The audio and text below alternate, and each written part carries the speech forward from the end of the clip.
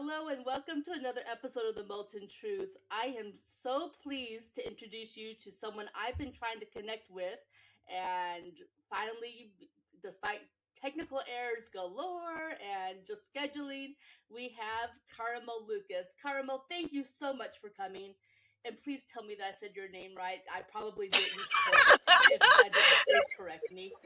No, you did. Well, it's caramel, but that's fine. That's fine. You did good. Caramel. 9 times out of 10, I'm gonna get it wrong. I've bowed to the inevitable. So we're very excited to have you because you are a very talented person. I've Thank you. looked at your website and I'm like, what does she mean by serial entrepreneur?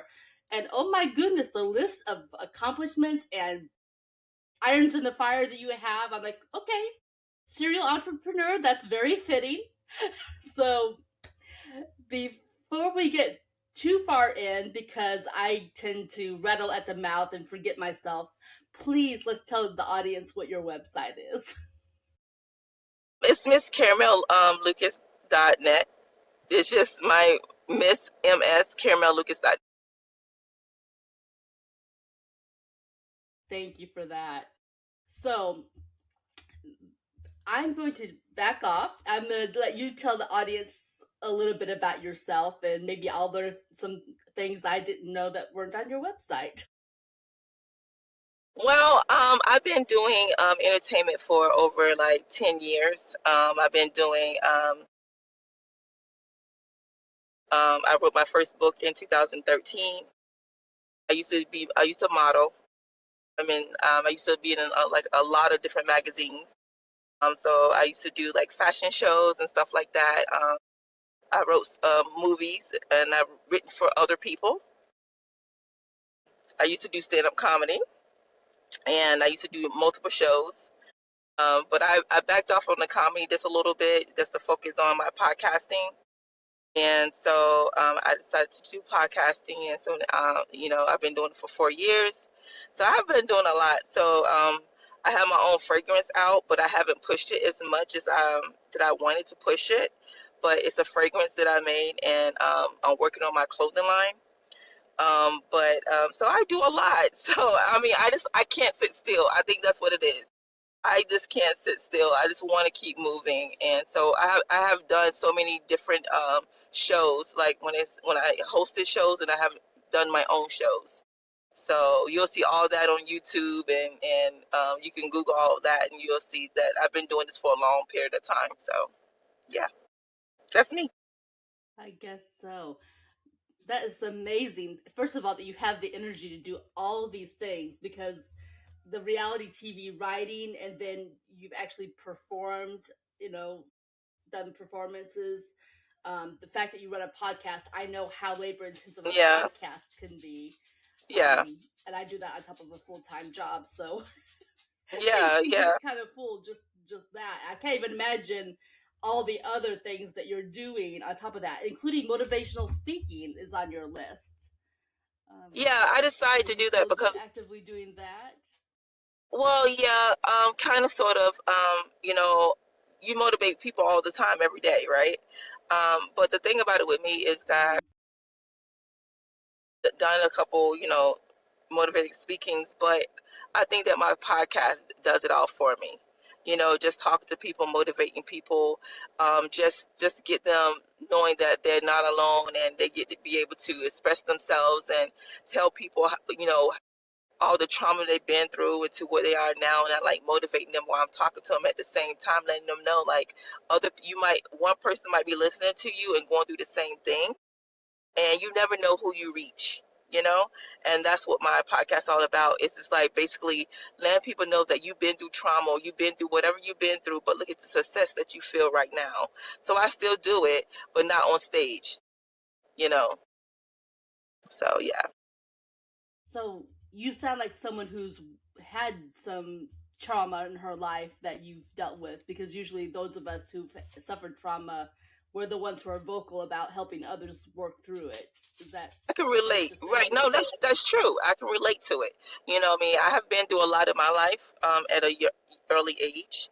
And for me to go through, that in a life, I do want to help others and let other people know that you're not alone, because I could understand some things that people say, because I've been through that path before. You know, just, yeah, I've been through trauma in childhood life, but I learned that that's not going to define me for who I am today. A lot of people keep hold to that because they can't let go of the trauma they've been through. But for me, it's this motivation to say I could be better than what I've been through. You know, It's someplace to build from rather than to keep build from. revisiting. Exactly.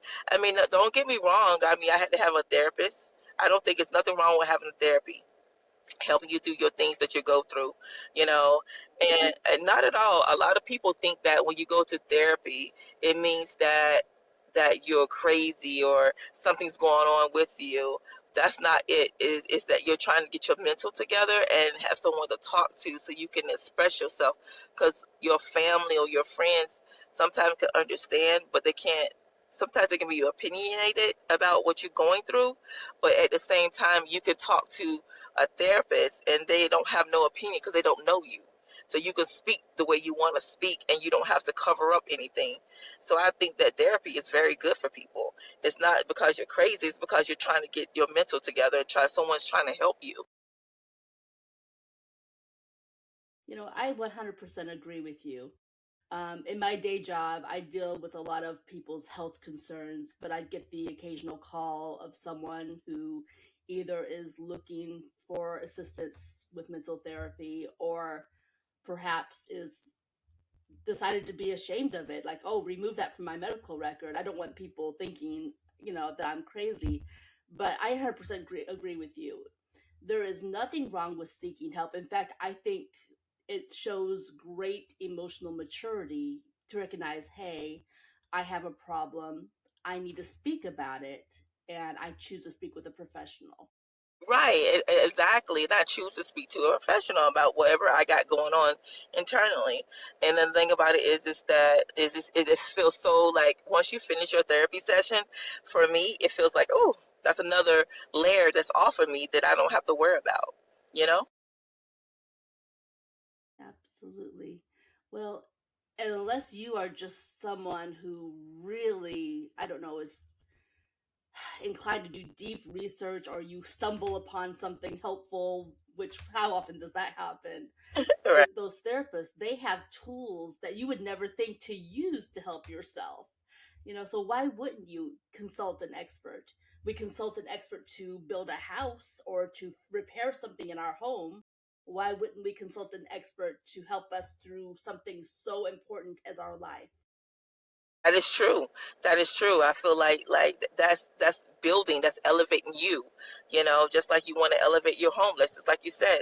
You want to make your home beautiful. You want your insides to be beautiful and be able to be positive and have that spiritual look on people and be like, oh, okay, I'm working on myself. I'm making myself better, and that's how I see it. So that's why I keep myself always happy, because I'm working on me. And spiritually, I love people spiritually and I love people who they are. But at the same time, if I don't love myself, how can I love the next person? True. You're so true. And it goes down to the next generation. You know, I was just sharing with a friend of mine an article I wrote that's going to be in a magazine next month.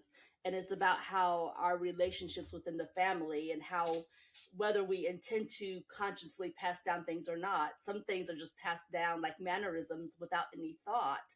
And so, if you have this emotionally distant relationship that you grew up in, if you don't take conscious thought to make changes, then you're going to pass that right down to the next generation. And I could go on Exactly. this going with this. No, no, you're Anyways, right. You're right. Because when back in the day, I feel like back in the day, they didn't know how to communicate, right? So them not having knowing how to right. communicate, down to my grandfather. I'm gonna say my grandfather didn't know how to communicate how he feel about things, because they always had to bundle it up because their parents was, they was kids and they stay in the kids' place. You know what I mean? So they didn't know how to bundle. They didn't know how to express themselves. So go down to my mom. My mom was a person like, oh, I don't know how to express myself, because I wasn't never taught how to, because my father never taught me how to express themselves. So they bring it down to the person that, it's in generation, like you said. But I learned, oh, I'm gonna be expressive. You know what I mean? I'm gonna change the cycle. I'm gonna show, like, I'm gonna start being expressive, and because I don't want it to keep going down in the generation, saying like I can't express myself to the next person, to my daughter, so she can see what's going on. You know what I mean? So you have to stop it somewhere, so you can learn that you have to change something. Absolutely. Do you want a child who's emotionally close to you and doing things out of love, or do you want a child who is emotionally distant and doing things for you purely out of duty? Exactly. And I want a child to do things out of love. You know what I mean? I want someone to love, when whatever is done is about love. It's not about the duty of that you're supposed to do this. It's because you love that person. I taught my mom some Absolutely things right. too. I taught my mom how to So be emotional. that's, teaching a parent is hard. There's no harder job in the world than trying to teach a parent. Exactly. Exactly. Exactly. Yeah. Yeah.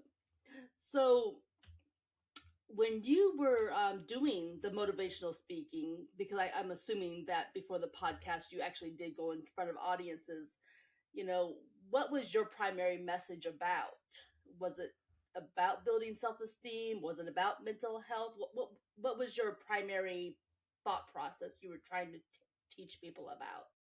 It was about trauma, because when I was young, things happen, and it's about building your life, and how to sustain what you've been through in life. You can't, when you're a kid, I feel like when you're a kid, and things happen to you as a kid, right?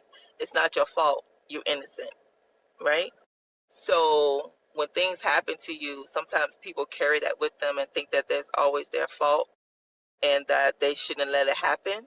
But that's not the case. The case is that, you know, as a kid, we're always innocent about things, and then when things happen to you, um, I just don't like people keeping that with them, saying that, like, so we talk about like a lot of trauma about life, about things that happen to you, about spiritual things, because I'm very spiritual when it comes to life, period.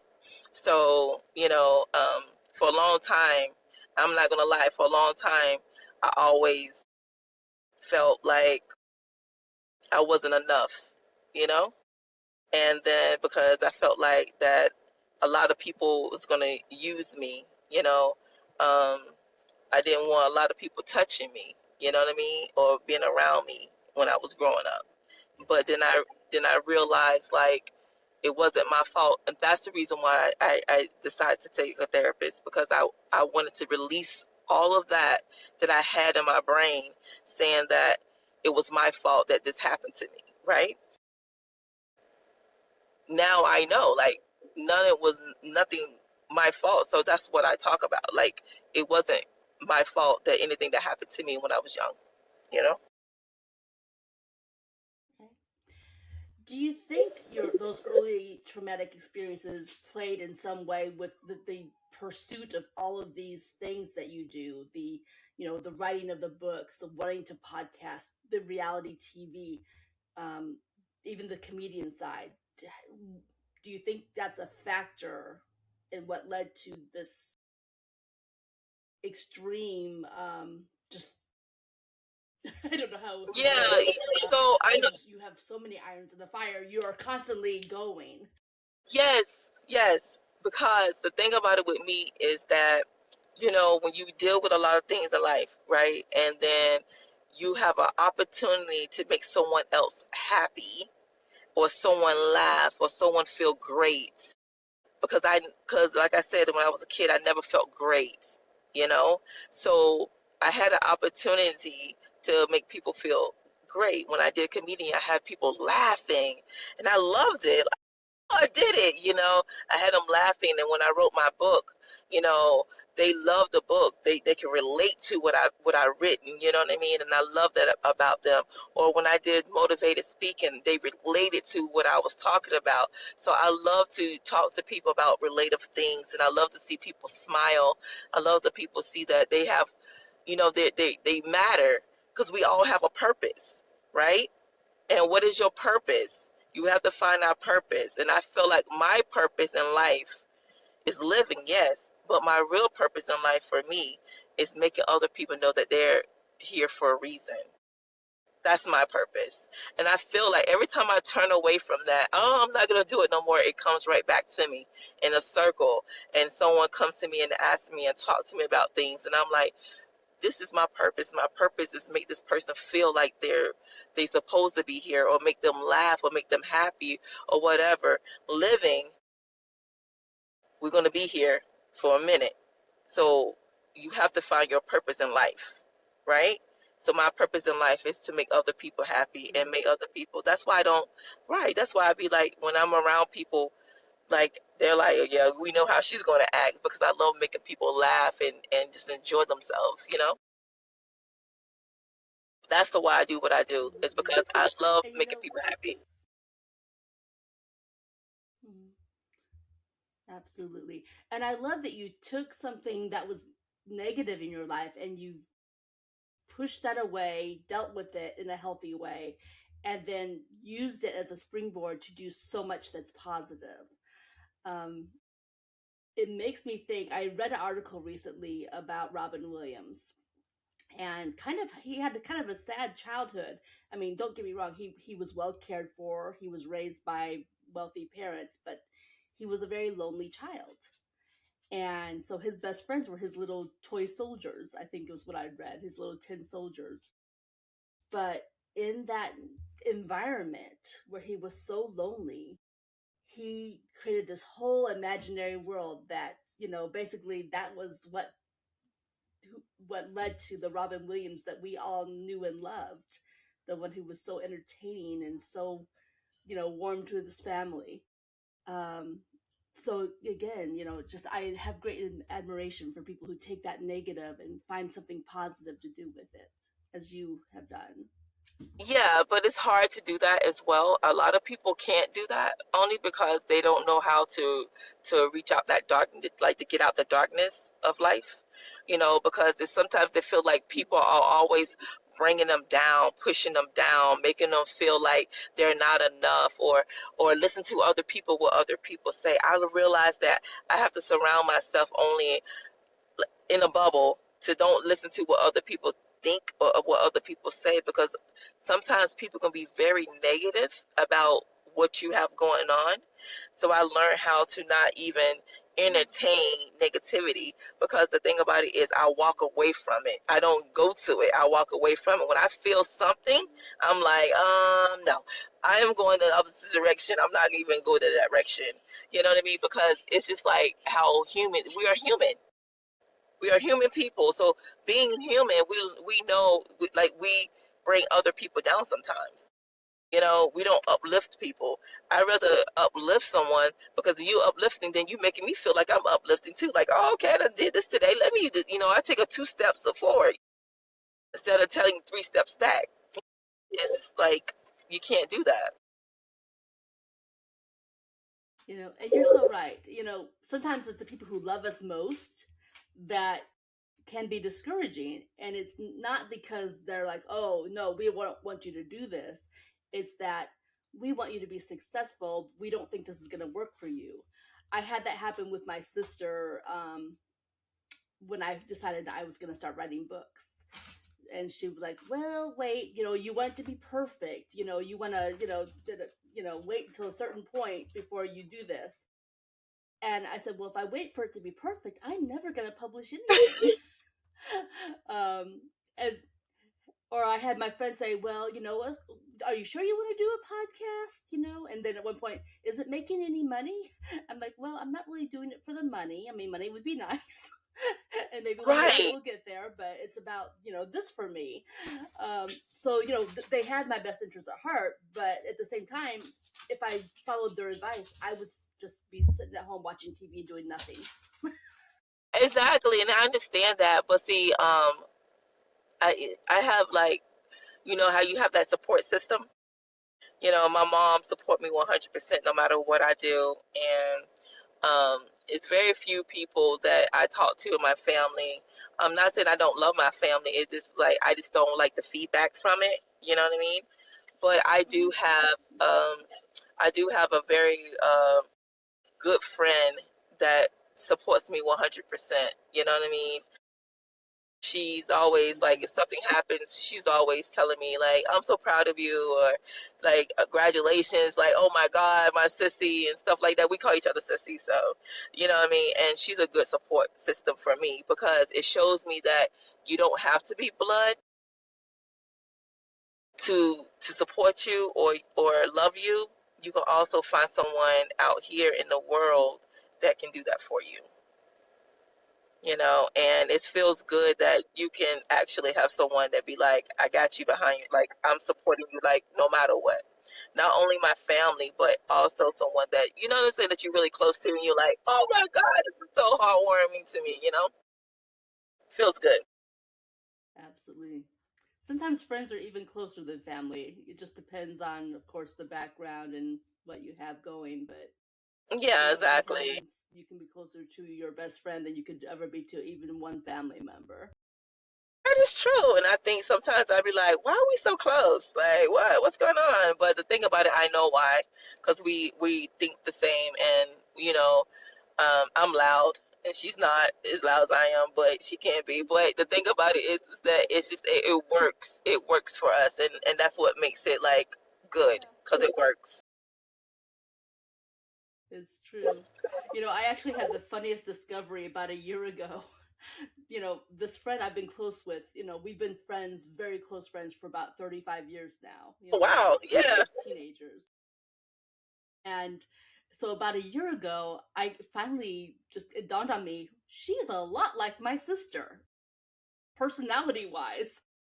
But my sister and I weren't close until, after our parents died. So for Right. years, our age gap between us, because there was a pretty significant age gap, so we were never really close for a lot of years. And then of course you lose your parents, and it kind of changes the dynamic in the family, how you Yes. do tend to either go opposite ways or draw really close. And so we drew Yes. close.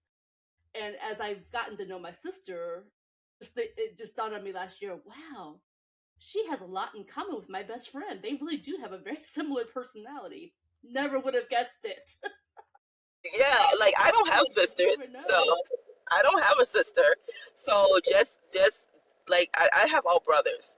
So me not having a sister was hard for me. It's hard for me to get along with a lot of females, right? And so because I'm like, okay, you know, like I know how the boys are, but I don't know how the females are that much. You know what I mean? Like, because I'm very like, okay. But when when me and my friend became real close, I was like, hold up, she act like me a little bit. Like, what's going on? Like, what? But what? I never met this like this before. Well, But like I say, it works. You never know, you know. So it works, and yeah. So I'm happy. I'm happy with everything that has set in my lap that God has given me. And I really enjoy everything that I do. You know, and I really believe like it's more to come. I don't know what it is, but I'm patient enough to wait and see what he has in store for me. And whatever it is, you know, good like whatever it is, I'm still waiting for it, and I know that it's going to be amazing whatever he decides to do or however he decides to do it. so you mentioned being an author. Do you have any books coming out anytime near in the near future, or do you have some recently that have been released? My book was 2013, so I'm writing my the episode of one of the girls now. I'm doing it now. So I had four girls in my book. It was Keisha,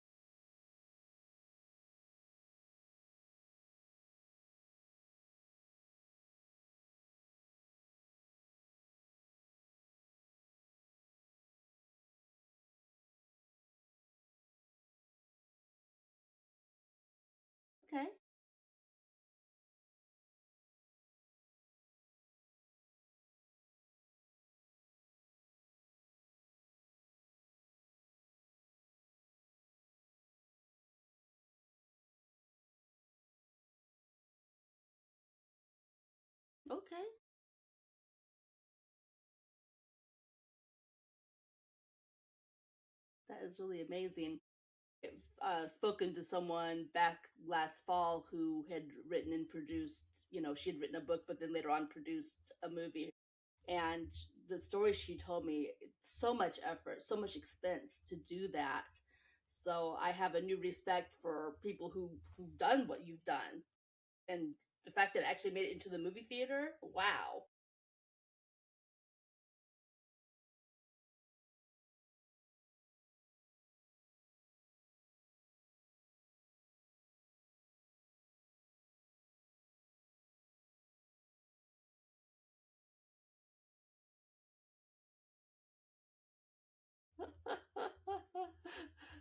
Well, and talking about your name, let me see if I can say it right this time. It's Caramel.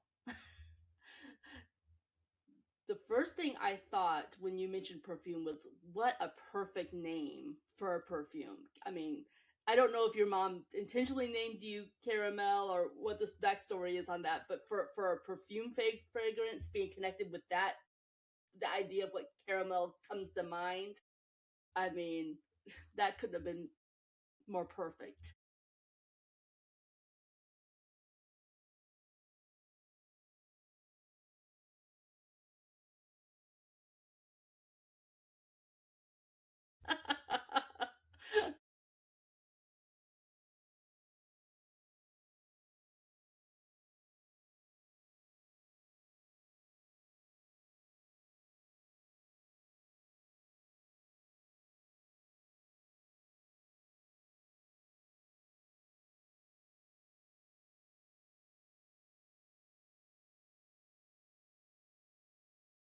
Mm-hmm.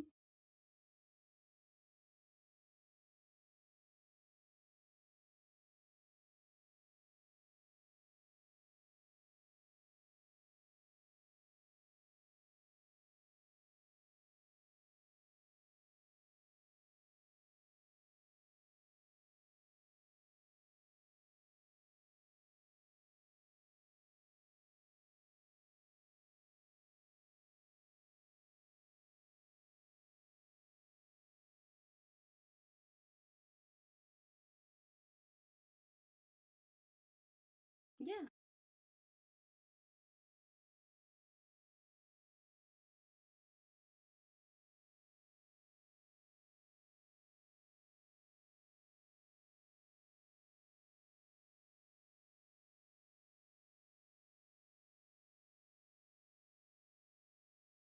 nice. Mhm.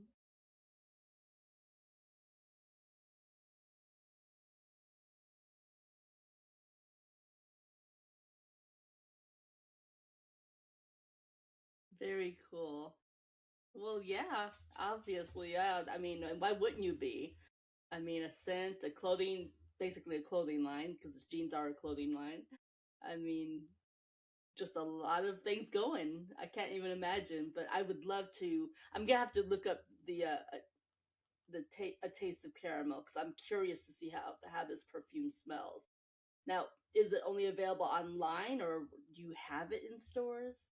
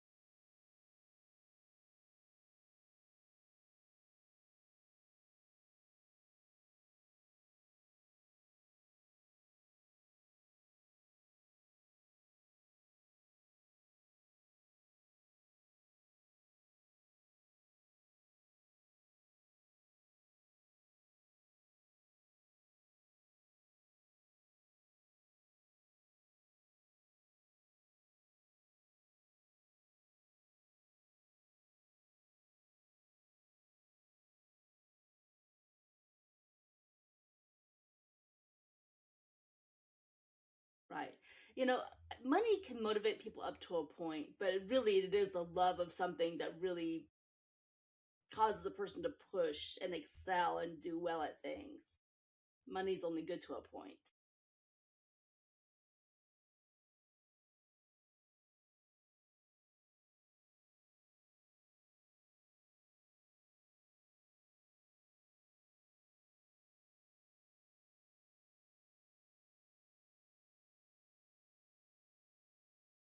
Yeah,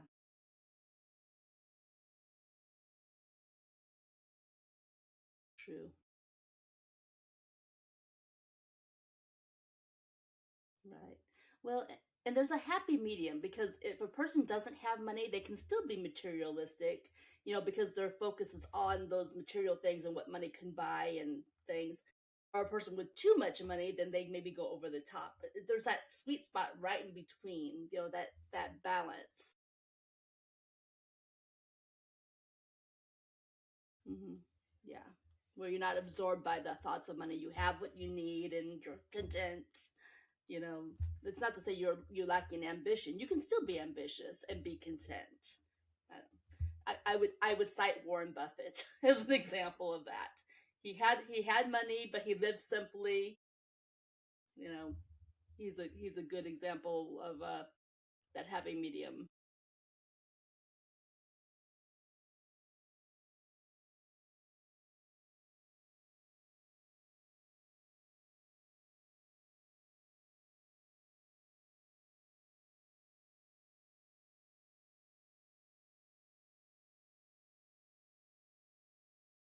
Mm, right. Yeah.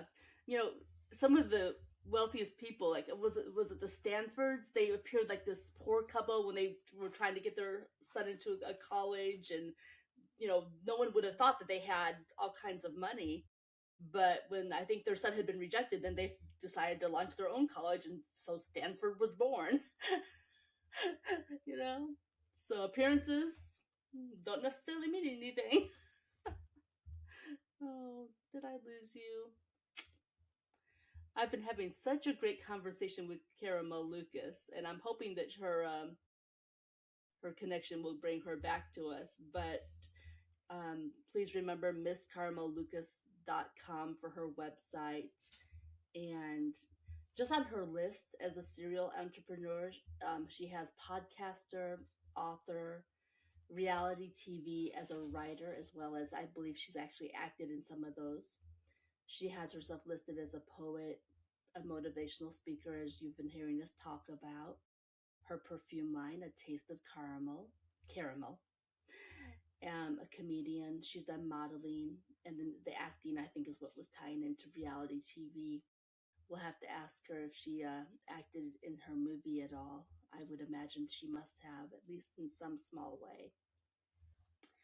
So hopefully she'll rejoin us in a few minutes. But while we're waiting for her to rejoin us, I will take this moment to um, just bring the audience up to speed about my sister podcast, Behind the Diagnosis Famous Lives Untold. We have to date released 11 episodes since it launched. Episode 12 is coming out the week of April 20th, because we're recording this today on April 19th. And I've got two more episodes immediately following it. Right now, it's a weekly broadcast with a bonus each Thursday. And so, if you haven't checked it out yet, please be sure to check out Behind the Diagnosis Famous Lives Untold. And we have Caramel joining us back. So I'm glad that she was able to get reconnected. We just filled the gap telling them about my sister podcast. So, um, trying to get back to where we were. So I had listed out all the things that you had. Um, I want to touch on you doing poetry. Talk to me a little bit about the poetry.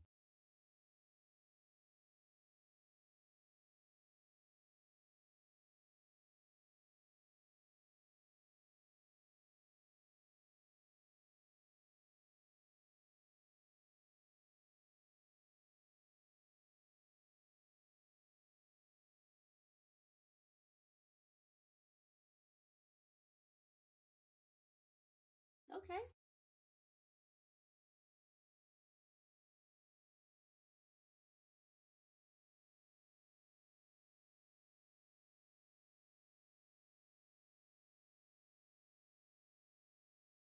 Wow.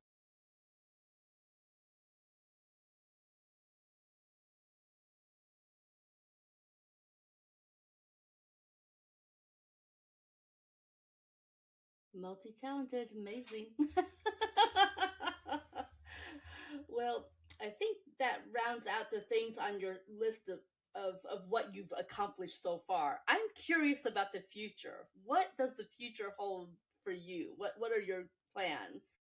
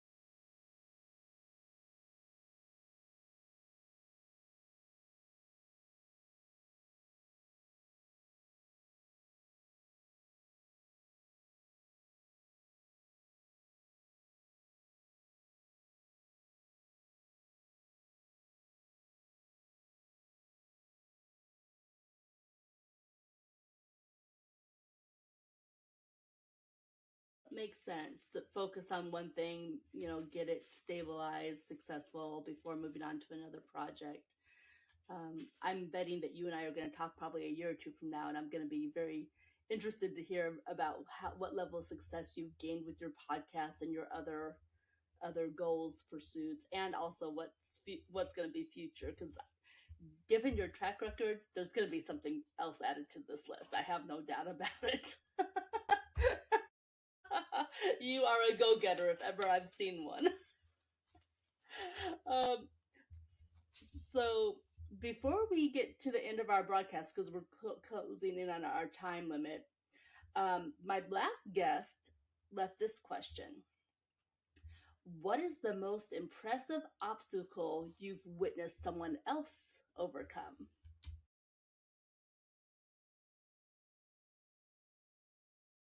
Deep question.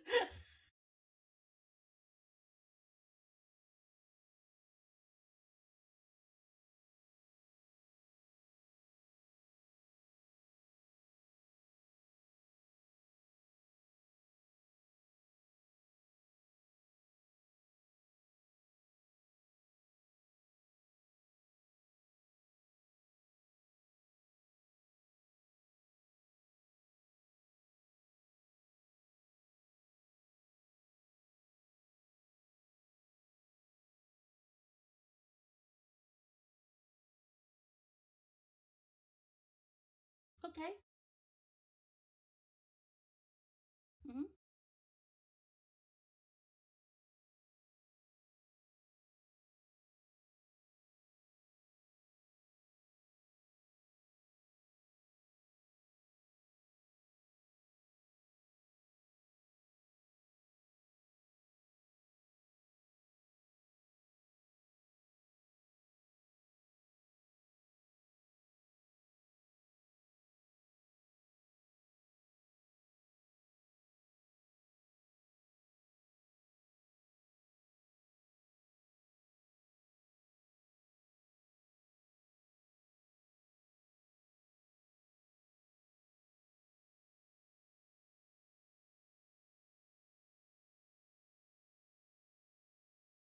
Good.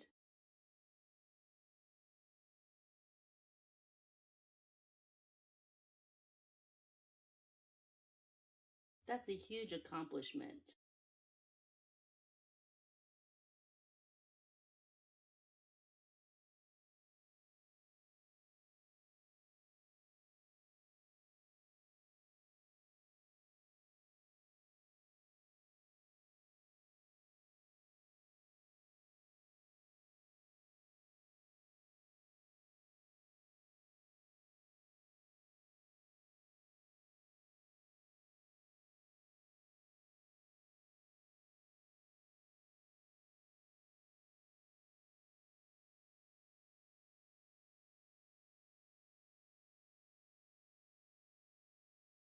That is beautiful.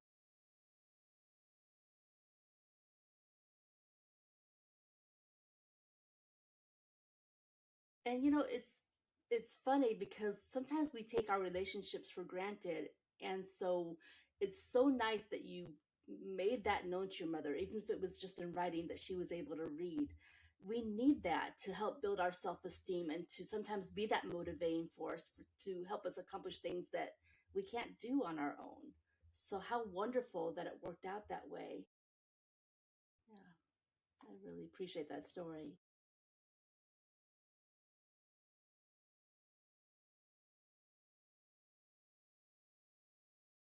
And rightly so. Rightly so. That's a beautiful story. Thank you for sharing that. Now, it's your turn to leave the question for the next person.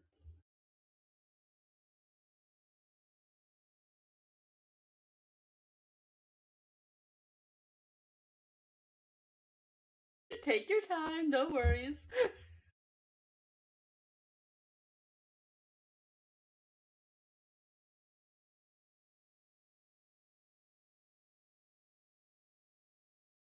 Hmm. Okay. If you could change something from your childhood, what would it be? Childhood. What would it be? All right, sounds good. So before we close out, do you have any final thoughts or anything you specifically would like to share with our audience before we close out?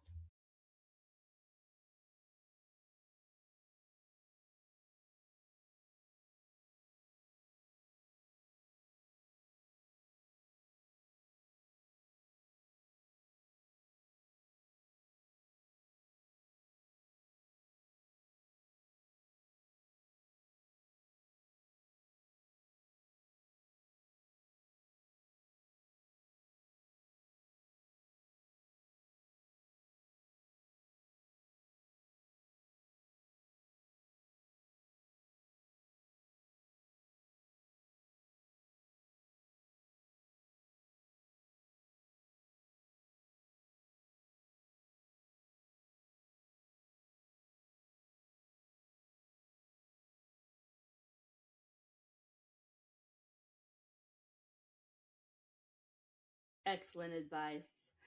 Actually makes me think of what was it, the bumblebee? How people said aerodynamically it shouldn't be able to fly, but no one ever told the bumblebee, so he keeps on flying. So be a bumblebee. it's it's been such a pleasure having you here. I'm so glad we were finally able to connect.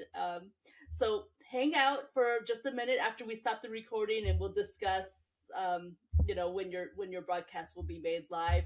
Thank you so much, everyone, for joining us here on the Molten Truth. Please, if you've enjoyed our program, like, subscribe, tell others, and don't forget to check out the sister podcast, Behind the Diagnosis: Famous Lives Untold. And we will see you for our next episode.